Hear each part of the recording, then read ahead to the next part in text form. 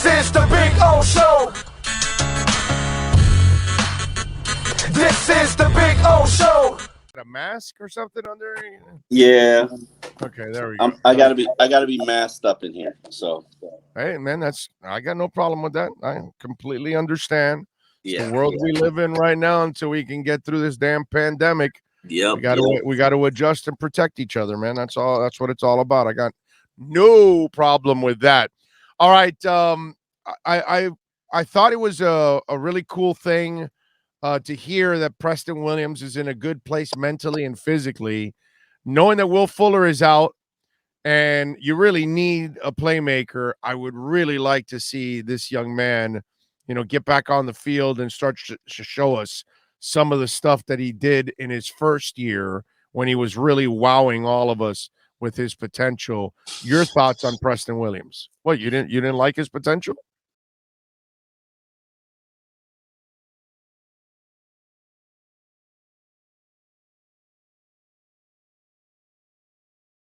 I thought that in his first year, Dolphin fans got a little bit overhyped, a little bit crazy.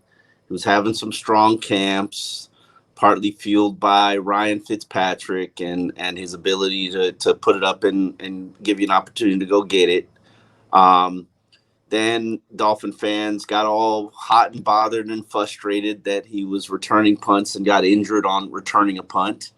Then they're like, "Oh, he's too talented to return a punt. Why is he back there?" He's also not good enough to be returning punts. No. He's actually pretty good at it. He's actually pretty good at it. He has for a big dude, but he shouldn't be returning punts. He's not supposed to be your best punt returner. Yeah, we also have him to our best punt returner. Let's but what I'm saying is you should be able to find somebody else, even if it's not Jakeem. Somebody else. Okay. Yeah. I had done Preston Williams. Did you pour out a little liquor for Jakeem? Say, hey, listen, they got a 2023 sixth. You wouldn't take a fifth. Do you remember those days? You wouldn't take a fifth. No, I wouldn't. But once he starts dropping special teams punts, you can't defend. Listen, Jakeem dropped everything. Jakeem, let's be real about it. He was terrible as a wide receiver. It wasn't. The problems weren't that bad as a returner, but obviously, watch him start playing well for Justin Fields. And the reason I say this is because wake up call. Why not? Yeah, I mean you're on your last lifeline in the NFL, right? You don't start producing right this very minute. Your time is over. Right. It's somebody younger and more talented. So. I wish him the best of luck. Everybody knows we had our beef. We had our issues.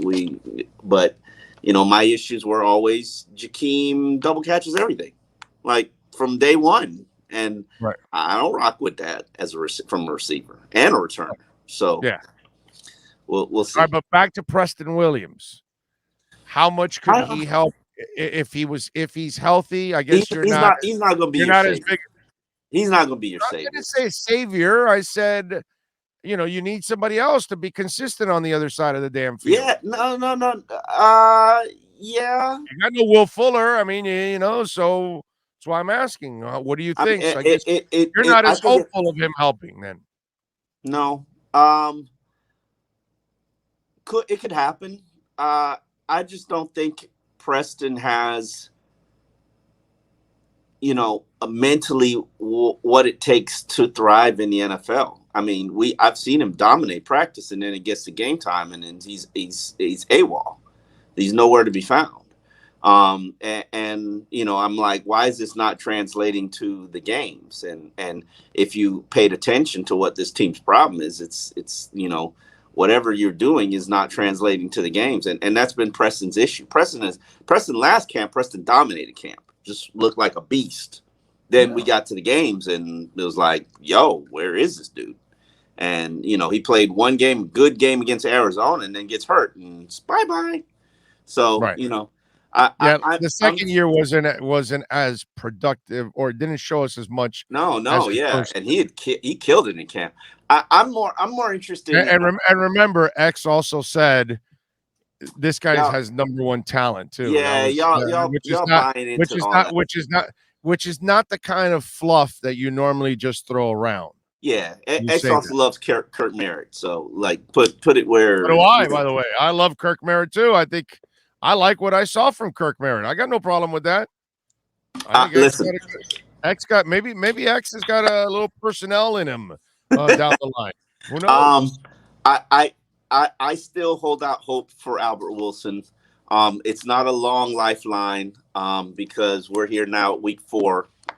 The stuff that we saw early in training camp, like where the hell is it? Now that was with Tua. It wasn't with Jacoby. So, I don't know. I don't know what to tell you. Well, But maybe it could be resurrected next week when he comes back.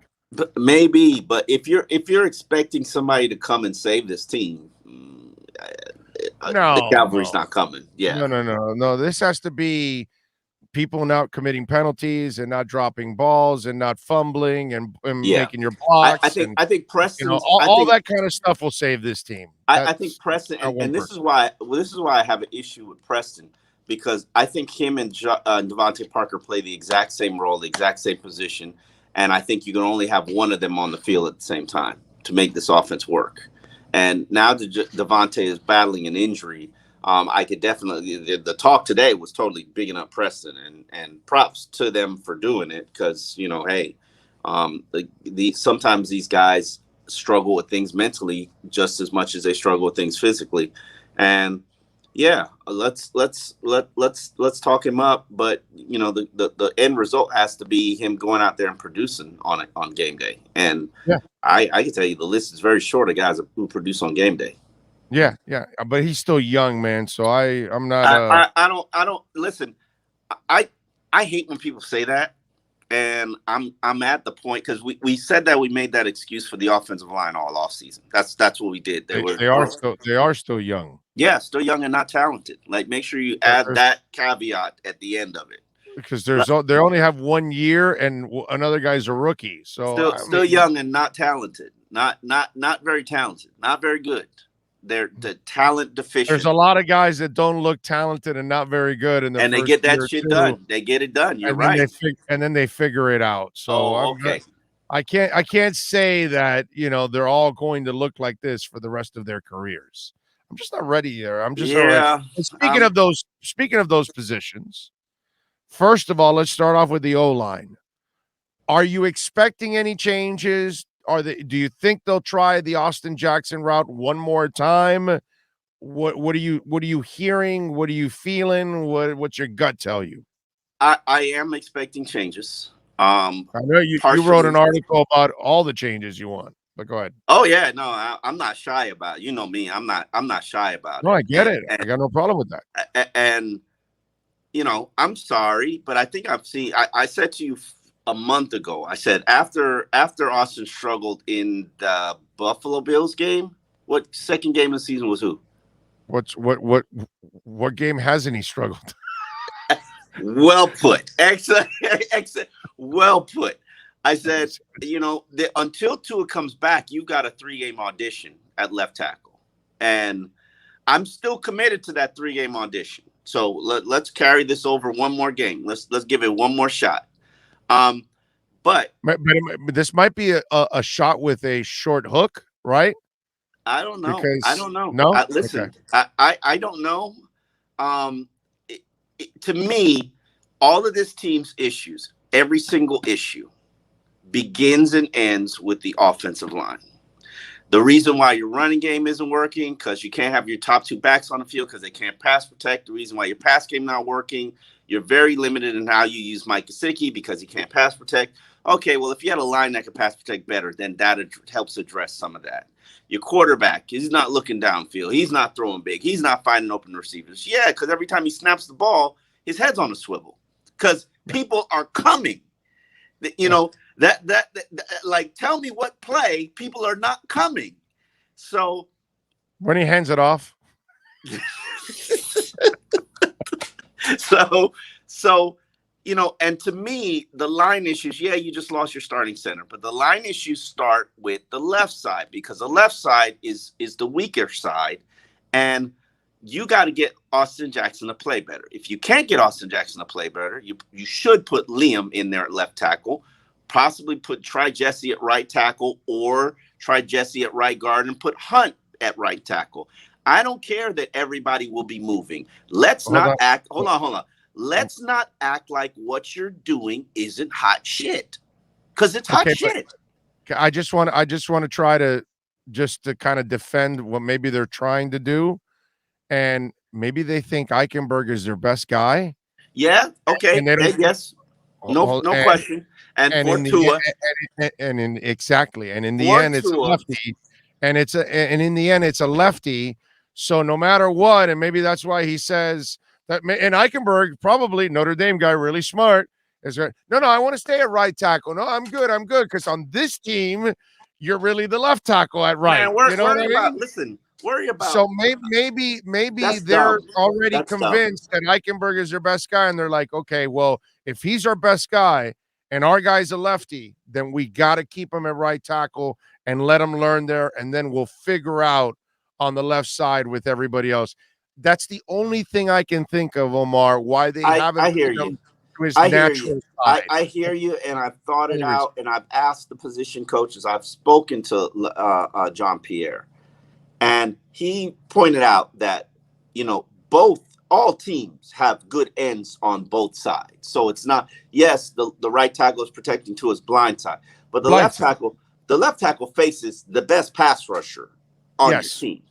Yes. And if you're just getting beat with the left tackle all game long, you're in for a long day. Yeah. A very long day. Yeah. So, I'm not opposed to leaving Liam there. And then I guess that means playing either Greg Little or Jesse Davis at left tackle, which I don't like either of those options. I could figure out the Liam situation later, but right now I might need him to patch up my left side of my line. No, but where'd the injury come from? The blind side. They caught Jesse slipping. Listen, they caught Jesse slipping, but you know what? Let's not act like Robert Hunt. But that's my point, that your quarterback did not see that coming, and he got absolutely nailed. So even if you're weak on the left side, he didn't see sacks coming from the left side too. Sacks was coming from they was coming. They was just coming. But they're coming. But he's got a chance at seeing it, at least from the left side. He's got great. Or at least he has a chance to react. So I'm just thinking that this is what I've come to, that they're convinced Eichenberg's their best guy, and they're like, well, we're going to put him on the most desperate part we need is on the right side, which is why our guy is out right now, because he got blindsided with a monster hit. So now let's protect his blind side with our best lineman. And I think to me, that's their thinking. That's the only. It could be their thinking, but it's the wrong thinking in my mind. And I'm more focused on patching your troublesome leak, and it's easier to use Eichenberg to patch your troublesome leak and then go address the right side. I'm sorry, you could put Hunt out there at right tackle. He was good last year at right tackle. Now you claim you need him for the run game, so you put him at right guard. Okay, but great. If he's excelling at guard, how's your run game doing? Yeah. But we can't complain about moving guys around, and then when there's a guy that's actually settling on his position, then we move him out. You know what I'm saying? And I know what you're saying, because what you're saying makes a lot of sense, because Hunt has legit tackle talent. Yeah. You're not using him to help you out. He actually can be a right tackle permanently. Yeah. You know what I mean? Yeah. But again, and here's the other thing. Short quarterbacks, your guards and your center have to be so rock solid, because those are the guys that are going to keep the passing lanes, clean for him. Possibly. And that's kind of what they did in New Orleans a lot. Okay. In New Orleans, they didn't really spend big money on their tackles. They would draft them even late, like Teron Armstead and stuff like that, and out of small schools. But if you noticed throughout the Breeze tenure, they drafted high their centers and their guards, or they went after them in free agency and paid a lot of money. They spent most of their money in the middle. Why? They could not have the pocket crumble for a short quarterback. They could not have the pocket crumble for the passing lanes. So I don't know if they're also thinking along the same lines that it's imperative for a shorter quarterback to have real strength in the middle of that line so he can sit in the pocket and he can have a clean pocket at the same time. You know what you should be thinking if you're George Godsey and Eric Studzville? You should be thinking, how do I not get fired at the end of the year? That's where your focus should be. And how do I not like take away 60% of my playbook because I can't protect the quarterback and I can't run the ball? Yeah, that's what you should be thinking, because both of you are going to get fired at the end of the year. Yeah, so but it's not their fault. It's not their fault. What's not their fault? It's Flo's fault. Okay, let me run this by you. Okay. So Flo thought that you would get a rookie quarterback that's inexperienced and injury prone, and you're going to put him behind a rookie line that's inexperienced, and you're going to use a rookie offensive line coach that has really never built his own great line ever to then be run by offensive coordinators who have never had any kind of great success and developed any kind of great offense. So the fact that there is no experience, no success, top to bottom on offense, and you expect that to succeed. Think about that. Greer takes Think about that. Too. Don't just put that on Flo, because that's Flo's decision. Those are his coaches. He chose to go with those kind of coaches. He chose the coordinator and by the way, he chose to have that young line because it's him that says, I don't want Karras. It's him that says, no, I don't want the other guy that's in Washington. We can coach these guys up. There's no way the GM is telling him, I'm giving you these young guys. I'm sorry. Personnel decisions. The team turns over to Flores during training camp. Greer is accountable, responsible. He will tell you this. He will say this. Of course, he's going to say it. It doesn't matter. That's on me.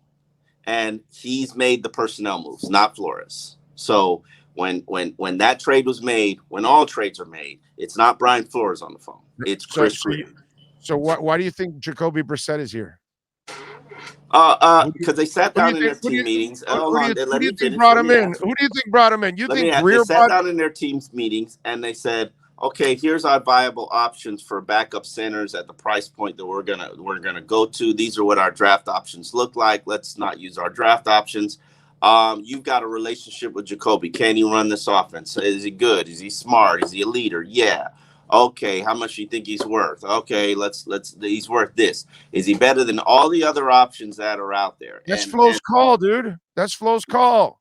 No, that's Flo's call. That's not how this organization is Eric That's Rowe. not how this Flo's organization call is works. Justin Coleman. That's not how this organization works. That's not how this organization works. Dude, there's That's not how this organization works. Dude, there's too many New England players here. That's not how this organization. Yeah, I don't disagree with you. But that's not how this organization works. They are in. Flo and Adam Gase are doing the same shit. They're bringing in people that they know that they're comfortable with. Every coach does that. I know that. Did that. Well, that's what I'm saying. But these guys are doing it. I don't blame anything from the Patriots players that are here. Patriots players helped you establish culture. While none of them might be very good anymore. Last year, it was your culture that dug you out of a 1-3 hole, right? Was it not? Let's be real about it. No, young players too stepping up. Guys like Van Ginkel helping you out. The culture has to be established. Yes, it was your culture that played a significant role in you digging yourself out of 1-3 hole and finishing 10-6. Yet that culture was formulated by a lot of former Patriots players. Yeah, but that culture, like you said, and you're the first guy to say it, Kyle Van Noy did not play well. I don't believe in culture. Culture doesn't mean shit if Kyle Van Noy is not playing well. Yeah, I'm not a big culture guy, but I can't sit here and blame Flores for bringing former Patriots players when it's that personnel goes on both guys, on Greer and Flores. Absolutely, I will never. not hold both of them accountable for what we're seeing. They both are held accountable. But my point is the New England players, the influence comes from him. There's All of no the influence comes from him. I'm sorry, if you know the individuals involved, you know Chris Greer, Chris Greer's going to take a backseat to whoever he's working with, and he's going to deliver. He's going to deliver who you want. Right. So, yes, but that doesn't mean that Chris Greer is the person in charge, head person in charge. Like, yes, there is no. It all stops with him. So yes. I can't sit here and say, oh well, Brian Flores was responsible for this. Brian Flores but he is responsible for his offensive coordinators. He is responsible for his offensive line coach. Mm-hmm. He is responsible for having all the youth and inexperience that he has and you know what? On the offensive side. And that's why there's that much failure, because there is nothing that's established on offense right now. It wasn't a good plan. It was a terrible plan. You should have had a couple of veteran linemen in there to help out. You didn't do that. They did, and then they got rid of them. They did. Then they got rid of them, which I don't understand. One is injury, the other is a trade. You give money away, and the guy's starting 4 games for Washington. Listen, you're right. They made this mess. It is a mess. Who sat here 2 months ago and told you it was going to be a mess? I did. Yes. It was very predictable. But it was predictable from the start because the players that they were investing in were not that talented. I told you from the beginning, Austin Jackson ain't that talented. He might be talented. He may not be good enough, but he might be talented. He's talented. Yes. No, he's talented. He may not know how to put it together. You know what I'm saying? But, and by the way, when you see him out there on the podium, does it look to you like he's a guy that's pissed off enough about his play? Yeah, that's another thing I had before I wrote my column about basically saying Austin Jackson needs to be playing left guard. If we want to preserve his career, he needs to be try him there. He needs a fresh start in a new position that's a little bit easier and a little bit more suited for his skill set. And I'm sorry if that hurts your feelings, and it probably does, but I'm looking for the longevity of finding the solutions to what is wrong with this team. And that's generally what's wrong with this team. I know right now they got a center who's got an injured neck playing against Ndamukong Suh, who is going to mess up his neck intentionally. So he'll step on it. No, he'll grab the neck and twist it because he's Ndamukong Suh. So yeah, there are little fires every single Sunday that Flo has to put out. And the problem is when the fire is on the offensive line, it turns into a forest fire. It just does. So no matter what, so my thing is, let's shore up some areas. Like, we know Eichenberg, Hunt, Davis are good players. I know everybody wants to. Jesse Davis got the quarterback hurt. Oh my God, Jesse Davis sucks. Well, I'm sorry, Jesse Davis is generally reliable, consistent. Just give me reliable and consistent. So I got he has to start on this team. It's not like you've got a bunch of studs and then you can say, yeah, Jesse's your 6th guy on this team. He's your best lineman right now. I watched him today. Work with guys on technique and things of that nature, because I think he's, I think he's on the move again. And it is what it is. You can't keep doing the same thing expecting, that was part of my column. You can't keep doing the same thing and expecting different results. That's like the definition of insanity. And I know they're not going to have a consistent starting unit on the line. I really do believe that. And again, to be fair, you chose to go so young all over the line, and they're all not established. This is actually part of the world of offensive linemen.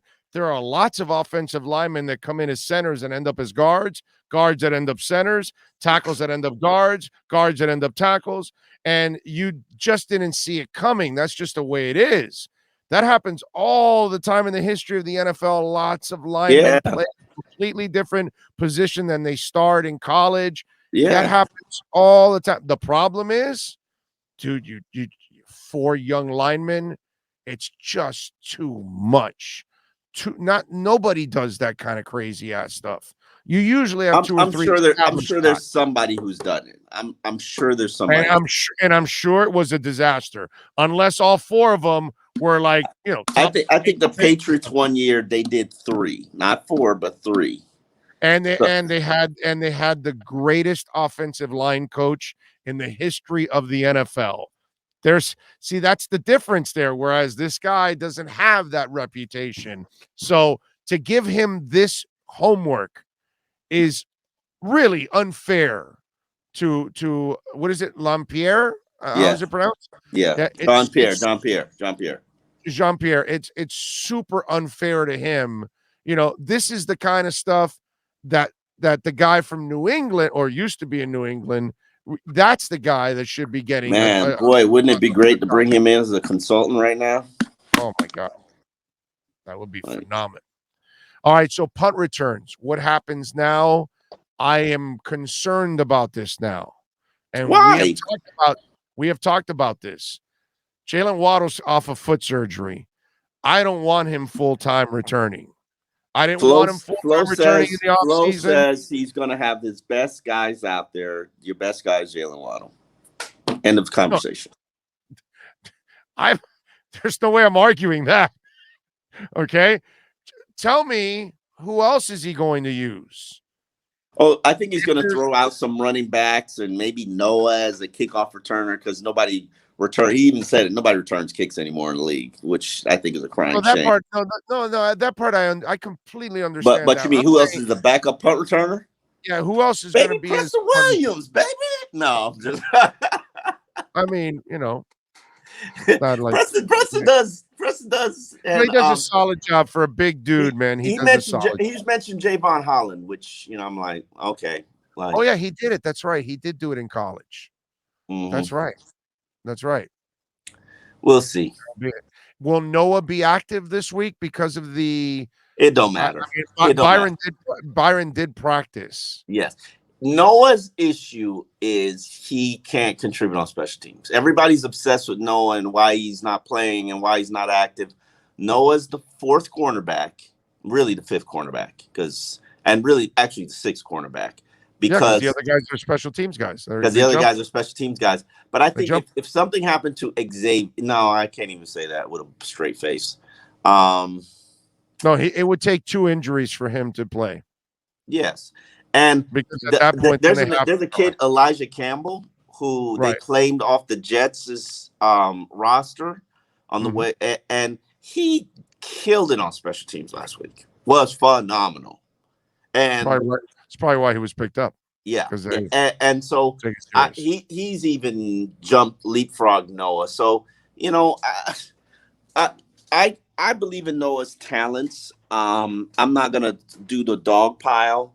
Right now, this is a situation where, just like Austin Jackson, the young man is in his head, and it's on coaches to build up the confidence and get them out their head, to the point of putting them out on the field and trusting them and giving them roles that they can handle. Right now, especially against this opponent, like if we're playing Jacksonville, I say, yeah, give Noah a try as a boundary guy, because I think Noah's comfortable as a boundary guy, nothing else. Evans, Godwin, and Brown. Yeah, no. Yeah, give Noah a boundary job against Trevor Lawrence, not Tom Brady, because that just makes him those 3 number 1 wide receivers, because they're all number 1 wide receivers. Yeah. Okay. Like they could easily be number 1 wide. But here's the problem that you have. Here's the problem that you have when you go into this lineup, and this is something that has to be discussed. Does Nick Needham have the speed to cover Antonio Brown? Nobody has it. Nobody. Yeah, you're right. Nobody. Right. Not our guys, at least. not our three guys. I mean, who do you put on? Who do you put a healthy Byron on? Byron likes size, so I would think Godwin. No, Godwin. I think you go. I'm putting I think X you on go. Mike Evans. I'm putting X on Mike Evans. I have to. He's the freak. I need the freak on the freak. Who the hell covers Mike Evans on this team? X isn't a freak. First of all, nobody covers Mike Evans. But if somebody's going to cover Mike Evans and hang with him in the air, I got to go X, bro. I mean, you have to put X on the high volume. Because Godwin is such a technician running routes, I got to go Jones. And then, of course, I'm going to take my chances. Godwin's inside of the nickel. Jones isn't going inside. So it's Antonio or it's Antonio. If he plays inside, then obviously you have no choice. Then Needham has to stay with him. Yeah. No, if it's Nick, it could be Justin Coleman. Like Nick and God. Oh. Every time I see Justin Coleman, Jesus Christ, dude. Kale Pectate should be the damn sponsor for the Dolphins. Why is that guy even on the team? I have a bigger problem with him than Albert Wilson. Physicality. I don't know. I'm sorry. What did they see in Justin Coleman? I'm still trying to figure it out. I mean, he is terrible, bro. Seriously. Yeah, you're not saying anything. Why is he even still on the roster? Much less playing. I always say this. I love Nick Needham from this standpoint. While he's not a super freak, Nick Needham's going to be in the league for 8 years. He's going to have a Nolan Carroll career. And Nick Needham has never been handed anything. They've never given Nick Needham anything. He's always taken it. And he's done it again this year. He's taken a job. He's taken a role. Like and Nick, I was talking to Gerald Alexander, who he's the Orlando Alzugaray of radio. They haven't given me shit. They kept giving you back 560 shows, like after they figured out that they fucked up. Yeah. Yeah. You get them back. But it's still, Yeah, you're right. In my career, you are the Nick Needham of the South Florida Airways. I have never been given a damn thing in my career. I'm not an ex-player that they hand you a job. Yeah. I'm not somebody's sidekick that you can ride somebody's coattails. I'm not kissing the ass of the bosses and the program director. I can climb up like others do. You are indeed the Nick Needham of the South Florida Airwaves. Yeah, there is no question. You said it, and I was just like, you know what? Yeah, it fits. They have never given you anything that you didn't earn. Nope, nothing. And you know what? I'm super happy about that. I'm glad that I've earned every damn thing I have and have had. So that's actually very satisfying. Yeah. Nobody got me in a mad dog. I don't know anybody there or nothing. They've straight out hired me. So I've never gotten any job because of a connection or anything like that. So I'm happy about that.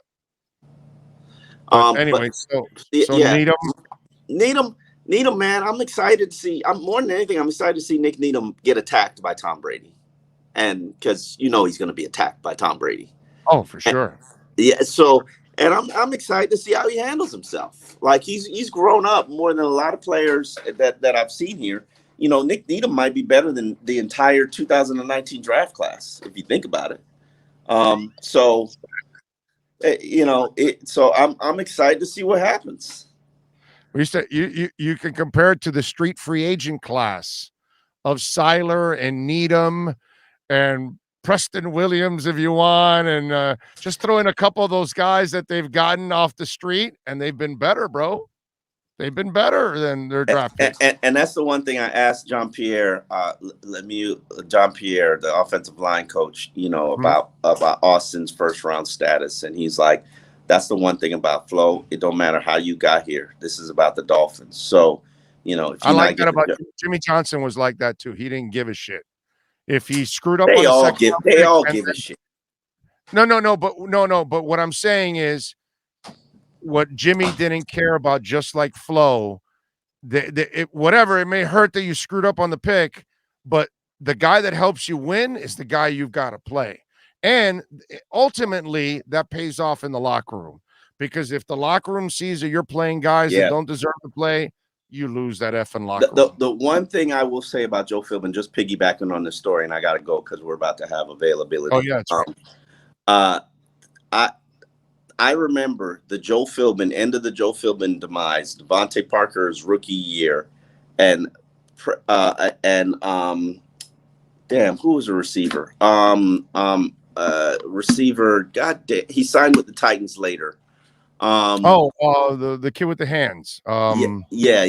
I know who you're talking about. The name escapes me, but he eventually signed with the Titans, but he was killing it all camp. And you know, the coaches and the organization wants to play Devontae, and basically the team was like, listen, if you don't, I can't believe I can't remember his name. I know. I like him a lot. Yeah, he's former 7th round pick. And they were like, if you don't play him and you play this rookie, we lose all respect for you. And they ended up playing him, and he was like a couple yards. He got injured before he became a 1,000-yard receiver. There it is. Joseph Rodriguez got it. Rashard Matthews. That's what players recognize and respect. When you put in the hard work and you deliver and you produce, and they don't give the starting job to the rookie because he's the rookie.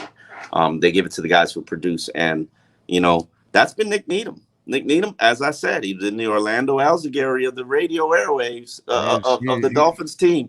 He has earned, and I'm not saying he's not going to get torched by Tom Brady, because Tom Brady does Tom Brady. This is the GOAT. But what I will tell you is Nick's going to have 3 plays that game. He's going to make 3 plays that game, and he might get roasted for 8. But he's going to make 3 plays that game, and he's going to keep fighting it. And that's the kind of spirit that you need to have a winning team. All right, on the way out, how much was the win by the Dolphins? What was your prediction? How much did the Dolphins win by on Sunday? I have a 28-14 Tampa Bay.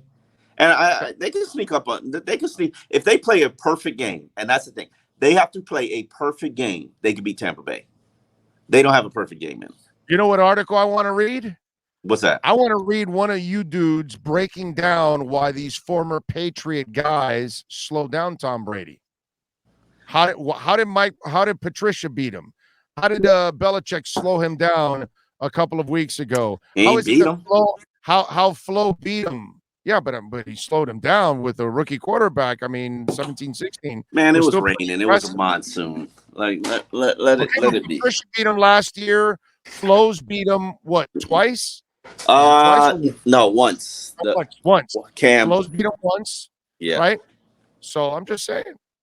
There's something there. There's something there. Nah, I don't think there's anything there. Nah. All right. Later, brother. All right. See you Sunday. Be good. There you go. Omar Kelly. I think there's something.